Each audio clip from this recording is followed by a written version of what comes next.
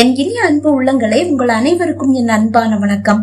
உருகி உருகி உன்னில் கரைந்தேன் நாவல் பகுதி 18. வாங்க தொடர்ந்து கதையை கேட்கலாம். அந்த அழகான பங்களா முன் கார் வந்து நின்றது. அக்ஷராவின் முதலாளி சரவணனும் அவரது மனைவியும் முதலில் காரில் இருந்து இறங்க, அவர்கள் பின்னால் இறங்கிய அக்ஷரா அவர்களோடு அந்த பங்களாவுக்குள் சென்றாள். சுவரில் பெரிய புகைப்படமாக அழகான அந்த பெண்மணி தொங்கிக் கொண்டிருக்க, அந்த புகைப்படத்தில் தொங்கும் பூமாலை அவர் உயிருடன் இல்லை என்று அக்ஷராவுக்கு உணர்த்தியது. அது ஒரு துக்க வீடு போல் காட்சி அளிக்கிறது. அதோ அந்த சோபா செட்டில் அமைதியாக அமர்ந்திருக்கும் அந்த இளைஞனை சுற்றி 4-5 பேர் நிற்கிறார்கள். அந்த இளைஞனின் முகம் சரியாக அக்ஷராவுக்கு தெரியவில்லை. சுற்றி நிற்பவர்கள் அவனிடம் விடை பெறுகிறார்கள் என்று அவளுக்கு புரிந்தது. ஒவ்வொருவராக அந்த இடத்தை விட்டு நகர ஆரம்பித்த போதுதான் அவன் யார் என்று அவளுக்கு புரிந்தது. விஜயகுமார் சார். அவள் உதடுகள் முணுமுணுத்தன. இப்படி வசமாக வந்து இவனிடம் சிக்கிக் கொள்வோம் என்று அக்ஷரா கனவிலும் நினைக்கவில்லை. இவனிடம் அல்லவா அவள் முன்பு வேலை பார்த்தாள். இவனிடம் அல்லவா இங்கு சிங்கப்பூரில் அகல்யா வேலை பார்த்தாள். அவளை மணந்து கொள்ள இவன் தயாராகும் போது இவனது குணம் சரியில்லை என்று அறிந்து அல்லவா அகல்யா திரும்பி வந்து விட்டாள். வா அக்ஷரா என்று கூறிவிட்டு சரவணனும் மனைவியும் விஜயகுமாரை நோக்கி நடக்க, அக்ஷரா செய்வதறியாது திகைத்து நின்றாள். விஜயகுமாரை சுற்றி இருந்தவர்கள் அனைவரும் இப்போது விடை பெற்றிருந்தனர். அவன் டீப்போ மீது இருக்கும் அவனது செல்லை எடுத்து யாரையோ அழைக்கிறான். அனைத்தையும் சிலையென நிற்கும் அக்ஷரா பார்த்து கொண்டிருந்தாள். அவளால் ஒரு அடி கூட முன்னால் எடுத்து வைத்து செல்ல முடியவில்லை. சரவணனும் மனைவியும் விஜயகுமாரின் அருகில் வந்துவிட்டனர். அவர்களை கண்டு வேதனை கலந்த ஒரு புன்னகையை உதிர்த்தவன் தன் அருகில் இருக்கும் செட்டியை காண்பித்து அமருமாறு கை காண்பித்தான். எதிர்முனையில் அழைப்பு ஏற்கப்பட, அனுஷ்வர், உங்களுக்கு தங்க ஏற்பாடு செஞ்சிருந்த இடம் வசதியா இருக்கா என்று கேட்டான். ஆமா விஜய், எல்லாம் வசதியா இருக்கு. சடங்கு எல்லாம் முடிஞ்சிருச்சு. நீங்க விரும்பினா எங்க வீட்டுல வந்து தங்கலாம். இல்ல பரவாயில்ல, இங்க எல்லா வசதியும் இருக்கு. சாரி அனுஷ்வர், உங்களை என்னால கவனிக்க முடியாதுன்னு தான் என் வீட்டுக்கு கூட்டிட்டு வரல. என்னுடைய மேனேஜர் அனுப்பி உங்களை பக்கத்துல இருந்து பாத்துக்க சொன்னேன். அவர் எந்த குறையும் இல்லாம உங்களை பாத்துக்கிட்டாருல, எந்த குறையும் இல்லாம பாத்துக்கிட்டாரு. நான் கூட உங்களை வந்து சந்திக்கணும்னு நினைச்சேன். ஆனா உங்க மேனேஜர் தான் இப்ப போக வேண்டாம், அங்க கூட்டம் அதிகமா இருக்கும், சாரால உங்ககிட்ட அதிகம் பேசக்கூட முடியாதுன்னு சொல்லி தடுத்துட்டாரு. It's okay. அப்புறம் கொஞ்சம் முன்னாடி அப்பா போன் பண்ணி துக்கம் விசாரிச்சாரு. நீங்க சொல்லிதான் அம்மாவுடைய மரண செய்தி அவருக்கு தெரிஞ்சிருக்கு. ஆமா விஜய். அப்புறம் விஜய், நாளைக்கு உங்களை நான் ஆபீஸ்ல வந்து சந்திக்கவா இல்ல வீட்டுக்கு வரவா? வீட்டுக்கு வாங்க அனுஷ்வர், நான் ஒரு வாரம் கழிச்சுதான் ஆபீஸ் போவேன். அப்புறம் நீங்க பிசினஸ் விஷயமா மட்டும் இல்ல, தனிப்பட்ட விஷயமாவும் என்ன சந்திக்க வரீங்கன்னு நேத்து அப்பா சொல்லி இருந்தாரு. அத பத்தி என்கிட்ட பேச நீங்க தயங்குவீங்கன்னு அப்பா எல்லாத்தையும் என்கிட்ட நேத்துக்கே சொல்லிட்டாரு. என்னாலான உதவிய நான் கண்டிப்பா உங்களுக்கு செய்யறேன். Thank you Vijay, thank you so much. இதுக்கெல்லாம் எதுக்கு அனுஷ்வர் நன்றி.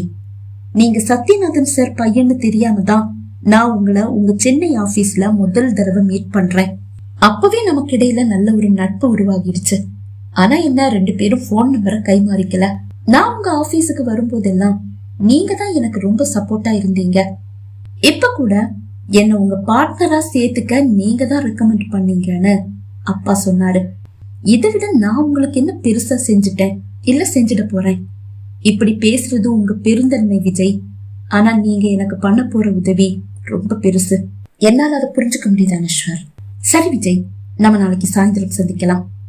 ஓகே அனுஷ்வர் என்று கூறியவன் அழைப்பை துண்டித்து விட்டு சரவணனை பார்த்தான். சற்று தள்ளி நின்று கொண்டிருக்கும் அக்ஷராவுக்கு விஜய் யாருடன் பேசினான், என்ன பேசினான் என்று எதுவும் தெரியவில்லை. சொல்லுங்க மிஸ்டர் சரவணன். மிஸ்டர் விஜய், உங்களை இந்த நேரத்துல தொல்லை பண்ண கூடாதுதான். ஆனா எனக்கு வேற வழி தெரியல. என்னுடைய பார்ட்னர் என்ன சீட் பண்ண தயாராயிட்டு இருக்காரு. அதை தடுக்க உங்களால மட்டும்தான் முடியும். இப்ப நீங்க ஏதாவது செய்யாட்டி என்னுடைய ஷேர் எல்லாம் என்னுடைய கையை விட்டு போயிடும். எஸ், சொன்னீங்களே, உங்க பார்ட்னர் மிஸ்டர் மந்திரமூர்த்தி இப்ப இங்கதான் இருக்காரு. ஆனா அவர் உங்களை சீட் பண்ண தயாராயிட்டு இருக்காருன்னு எனக்கு உறுதியாகாம என்னால அவர்கிட்ட எதுவும் பேச முடியாது. நான் அவருக்கு கோடிக்கணக்கில் காசு கொடுத்து உதவி இருக்கேன். அதுக்கு ஈடா அவரு 1-2 பத்திரங்களை எனக்கு கொடுத்திருக்காரு. அவ்வளவுதான். இதையும் தாண்டி நான் அவருக்கு காசு கொடுத்து உதவி பண்ணியிருக்கேன்ற ஒரே காரணத்துக்காக அவர் எனக்கு அடிமையாக முடியாது. ஒரு அடிமையை நிக்க வச்சு கேள்வி கேட்கிற மாதிரி என்னால கேட்க முடியாது. அவருடைய தனிப்பட்ட விஷயங்கள்ல தலையிடவும் முடியாது. ஆனா அவர் தப்பு பண்ணி இருக்காருன்னா கண்டிப்பா நான் தட்டி கேட்பேன். ஆனா அதுக்கு ஆதாரம் வேணும். ஆதாரம் இருந்தா மட்டும்தான் என்னால அவர்கிட்ட பேச முடியும். தெரியும் சார், நீங்க இப்படிதான் சொல்லுவீங்கன்னு தெரியும். உங்களுக்கு ஆதாரம் தானே வேணும். இதோ சார் என்றவர் அக்ஷரா என்று அழைக்க வியப்போடு தலையை திருப்பி சரவணன் குரல் கொடுத்த திசையை பார்த்தான் விஜயகுமார். அக்ஷராவை கண்டு இன்னும் வியந்தவன், இவங்க அக்ஷராவா இல்ல அகல்யாவா என்று கேட்டான். இவங்க பேர் அக்ஷரா தான் சார். ஆமா, இந்த அகல்யா அது யாரு? சரவணன் கேட்டான். இல்ல, அது வேற. அதற்குள்ள அக்ஷரா தயங்கி தயங்கி சரவணன் முன் வந்து நின்றாள். விஜயகுமாரின் விழிகள் அக்ஷரா கழுத்தில் தொங்கும் தாலி மீது விழுந்து பின் அவள் முகத்தில் நிலைத்தது. அக்ஷரா, அந்த ஃபைல்களை சார் கிட்ட காட்டுங்க. சரவணன் கூற அக்ஷரா தன் லேப்பை திறந்து குறிப்பிட்ட சில ஃபைல்களை விஜயகுமாருக்கு காண்பித்தாள். அவன் சில சந்தேகங்களை எழுப்ப அதையும் அவளை பூர்த்தி செய்தாள். இப்போது விஜயகுமாரின் விழிகள் சரவணனை நோக்கி திரும்பியது. எஸ், நீங்க சொன்னது சரிதான். உங்க பார்ட்னர் உங்களை சீட் பண்ண தயாராயிட்டு இருக்காரு. ஆனா இதை எப்படி நீங்க இவ்வளவு சீக்கிரம் கண்டுபிடிச்சீங்க? வியப்போடு விஜயகுமார் கேட்க, சார், இந்த ஃபைல எல்லாம் கையாள்றது அக்ஷரா தான். அவங்களுக்கு தான் முதல்ல மந்திரமூர்த்தி மேல சந்தேகம் வந்தது. என்கிட்ட சொன்னாங்க. ஆனா நான் அதை நம்பல. ஆதாரத்தோட எனக்கு புரிய வச்சாங்க. ரொம்ப திறமையான பொண்ணு, சரவணன் பெருமையாக கூற, எஸ் ஐ நோ. என்னுடைய சென்னை ஆபீஸ்ல அக்ஷரா வேலை பார்த்திருக்காங்க. ரொம்ப திறமையானவங்க தான். அதனாலதான் என்னுடைய சிங்கப்பூர் ஆபீஸ்ல வேலை கொடுக்கறதா சொன்னேன். ஆனா ஏன்னு தெரியல, குடும்பம் தான் பெருசு, குடும்பத்தோட இருக்கிறது தான் பெருசுன்னு சொல்லி அன்னைக்கு அவங்க அதை ஏத்துக்கல. எனக்கு சிங்கப்பூர்லயே வந்து வேலை பாக்குறாங்க. ரொம்ப ஆச்சரியமா இருக்கு. இவங்க அந்த வேலையை வேண்டான்னு சொன்னாலும் இவங்க சிஸ்டருக்கு நான் அந்த வேலையை இவங்க முகத்துக்காக மட்டும் போட்டு கொடுத்தேன். மீண்டும் அக்ஷராவை பார்த்தவன், அகல்யா இப்ப எங்க இருக்காங்க அக்ஷரா என்று கேட்டான். அவ சென்னையில இருக்கா சார். உங்களுக்கு இப்ப கல்யாணம் ஆச்சு? இப்பதான் ஒரு 3 மாசம் முன்னாடி. ஓ அப்படியா? உங்களை கல்யாணம் பண்ணிக்கிட்டவரு லக்கி தான். ஆமா, உங்க கல்யாணத்துக்கு அகல்யா வரலையா? என்கிட்ட லீவு கேட்கவே இல்லையே. அகல்யா இங்க வேலை பார்க்கும் போதுதான் உங்க கல்யாணம்னு நினைக்கிறேன். ஆமா சார். அகல்யா உங்ககிட்ட என்ன பத்தி என்ன சொல்லி இருக்காங்கன்னு தெரியல. ஆனா சத்தியமா என் மேல எந்த தப்பும் இல்ல. நான் அகல்யாவுக்கு ஒரு டெஸ்ட் வச்சேன். அதுல அவங்க ஜெயிச்சிட்டாங்க. ஆனா என்ன நம்ப தயாராகாம என்ன தோற்கடிச்சிட்டு நிரந்தரமா என்ன விட்டு போயிட்டாங்க.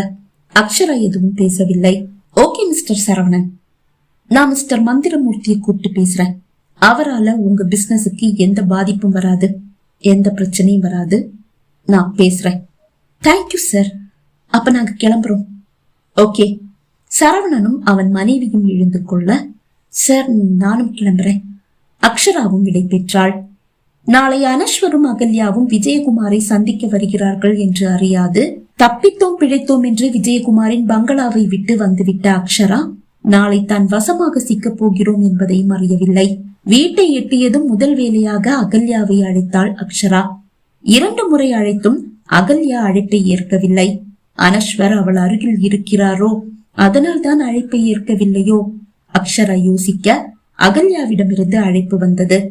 அழைப்பை ஏற்றவள் அகல்யா என்று ஏதோ கூற வர, ஏய் என்னடி, என்ன அனஸ்வர் கிட்ட மாட்டி விடுறதுலயே குறியா இருக்கிறியா? உன்கிட்ட தானே ஹாய்னு மெசேஜ் போட சொல்லி இருக்கேன். சாரி டி, பதற்றத்துல அதை மறந்துட்டேன். அப்படி என்ன பதற்றம் உனக்கு? நான் இப்போ இங்க கொஞ்சம் முன்னாடி விஜயகுமார் சார பார்த்தேன். அதுக்கு இப்ப என்ன? ஏய், நாம 2 பேரும் இரட்டையர்கள்னு அவருக்கு தெரியும்ல. நீ வேற இப்ப சிங்கப்பூர்ல இருக்க, அதுவும் 1 வாரம் இங்கதான் இருக்க போறதா சொன்ன. இதுக்கிடையில உன்னையும் அனஸ்வரையும் விஜய் சார் உன்ன பாத்துட்டு அக்ஷராவை நான் இங்க பார்த்தேன் அப்படி இப்படின்னு ஏதாவது சொல்லிட்டா? அட ஆமா, இத நான் யோசிக்கவே இல்லையே. அனஸ்வர் என்னதானே அக்ஷரான்னு நினைச்சிட்டு இருக்காரு. சரி சரி, நான் கொஞ்சம் கவனமாவே இருந்துக்கிறேன். இத சொல்லதான் கூப்பிட்டேன். சரி, நீ போன வை. அனஸ்வருக்கு ஏதோ சந்தேகம் இருக்கிற மாதிரியே தோணுது. சரி, கவனம் என்றவள் அழைப்பை துண்டித்தாள். அகல்யா யாருடனோ போனில் பேசுவதை அனஸ்வர் கவனிக்காமல் இல்லை. தனக்கு தெரியக்கூடாது என்று அறையை விட்டு தனியாக ஹாலுக்கு வந்து அமர்ந்து பேசிக் கொண்டிருக்கிறாள். ஆனால் அவளை விடுவானா என்ன? ஹாலுக்கு வந்தவன் அவள் பேசி முடியும் வரை பொறுமையாக காத்திருந்தான். அழைப்பு துண்டிக்கப்பட்டதும், என்ன அக்ஷரா, யார் போன்ல என்று கேட்டான். திடுக்கிட்டு தலையை திருப்பி பார்த்தவள் சற்று தள்ளி நிற்கும் அனஸ்வரை கண்டு வெடவெடுத்து போனாள். அவன் ஏதும் கேட்டிருப்பானோ? அது சிங்கப்பூர்ல இருக்காங்கல்ல சித்தி, அவங்கதான் கூப்பிட்டாங்க. அதுக்கே எனக்கு தெரியாம ஹால்ல பேசிட்டு இருக்க? இல்ல சித்தி வீட்டுக்கு வாங்க அப்படின்னு சொல்லி கூப்பிடுறாங்க. மாப்பிள்ள கிட்ட போனை கொடு, நானே பேசுறேன் அப்படின்னு சொல்றாங்க. நீங்க வேற பிசினஸ் விஷயமா வந்திருக்கீங்க. அதுதான். அவள் இழுக்க, சரிவா படு, நாளைக்கு காலையிலேயே வெளியே கிளம்பணும் என்று கூறிவிட்டு அறைக்குள் படுத்துக் கொண்டான். அவளும் அமைதியாக படுத்துக் கொண்டாள். சிங்கப்பூர் வரும் வரை சிங்கப்பூரில் வைத்து அவனை எப்படியாவது வளைத்து போட்டுவிட வேண்டும் என்று நினைத்தவளுக்கு இப்போது சிங்கப்பூரை விட்டு எப்போது சென்னை போய் சேருவோம் என்று இருக்கிறது. மறுநாள் காலை அகல்யாவோடு புறப்பட்ட அனஸ்வர் தன் வேலைகளை முடித்துக் கொண்டு மாலை விஜயகுமாரை சந்திக்க அவனது வீட்டிற்கு வந்தான். இது யாருடைய வீடு? அகல்யா கேட்டாள். என்னுடைய ஃப்ரெண்டோட வீடு. ஃப்ரெண்டோட வீடா? ஆமா, இவர்தான் நமக்கு தங்க வீடு ஏற்பாடு பண்ணி கொடுத்தாரு. ஓ, இவருடைய அம்மா தான் தவறிட்டாங்களா? ஆமா. தான் சந்திக்க போவது விஜயகுமாரை என்று அறியாது அனஸ்வரோடு வீட்டிற்குள் நுழைந்தவள் ஹாலில் அமர்ந்திருக்கும் விஜயகுமாரை கண்டு நடுங்கினாள். பகுதி 18 நிறைவடைந்தது. பகுதி 19 உங்களை சந்திக்கும் வரை விடைபெறுகிறேன். நன்றி, வணக்கம்.